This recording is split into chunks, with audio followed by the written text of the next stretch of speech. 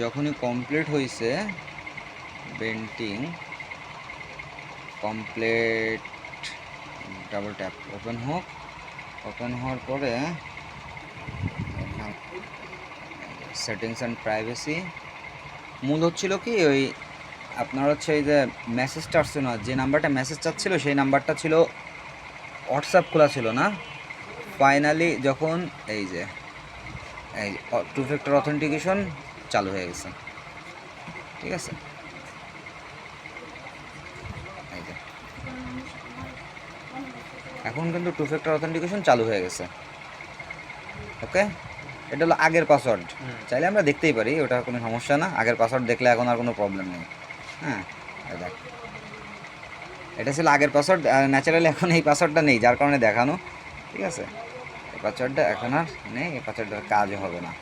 ঠিক আছে, আচ্ছা এবার ডিটেলস আমাদের যাওয়ার দরকার নেই, যেহেতু বলছি যে পাস কমপ্লিট হয়ে গেলে তাহলে সিকিউরিটি আমার এটা কমপ্লিট। এখন আমাদের যে সিকিউরিটির কাজ তা হচ্ছে ভোটার আইডি কার্ডের মাধ্যমে।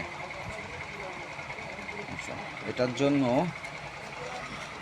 জন্য আমরা কি করব, আমরা একটু মোবাইলটাকে ব্যবহার করব।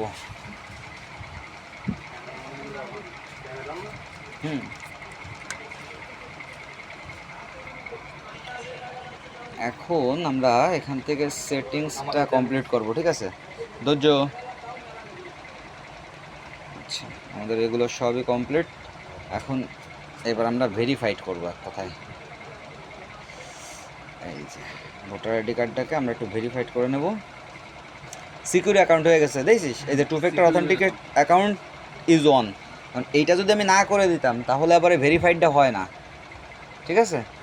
আচ্ছা, বাংলাদেশও সিলেক্ট করা হয়ে গেছে, next, yes continue, naturally continue. এই যে পার্সোনাল, এখন আসো ভোটার আইডি কার্ডটা নাও, নাও ভোটার আইডি কার্ড, এই যে নিয়ে আসো, উপরে নিয়ে আসো, শুধু জাস্ট ন্যাশনাল আইডি কার্ডটা সিলেক্ট।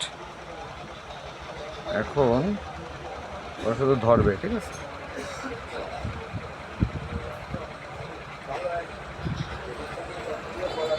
এই যে পারমিশনটা দিয়ে দিলাম।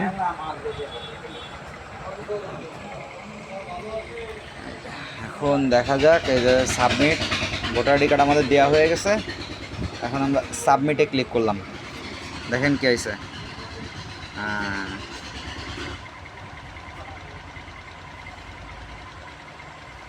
ভেরিফিকেশান, এই যে প্রোগ্রেস। এখন আপাতত এটা 24 থেকে 48 ঘন্টা পর্যন্ত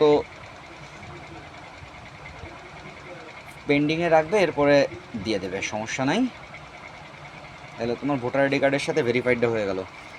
আমি আর আগের ভিডিওটাতে বলছিলাম যে যেটা কাজটা কমপ্লিট হয়ে গেলে দেখাবো, কারণ ওই টু ফ্যাক্টর অথেন্টিকেশনটা যতক্ষণ না ওপেন হচ্ছে ততক্ষণ পর্যন্ত কিন্তু আপনার ভেরিফাই নিবে না।